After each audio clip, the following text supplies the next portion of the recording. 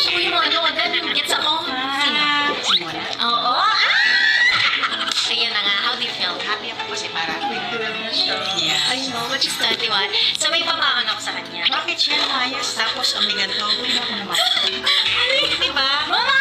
Bakit mo na eh? Bago ibigyan ng pangbaon niya, papaano muna ako, syempre nanay niya yun. Pwede ba yan?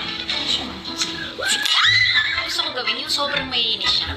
Marami siyang steps kasi nga nahirap i-crack si Mona. Lalo umiyak siya. Kasi si Mona kapag pikon tahimik lang. Di ba? Ganun siya.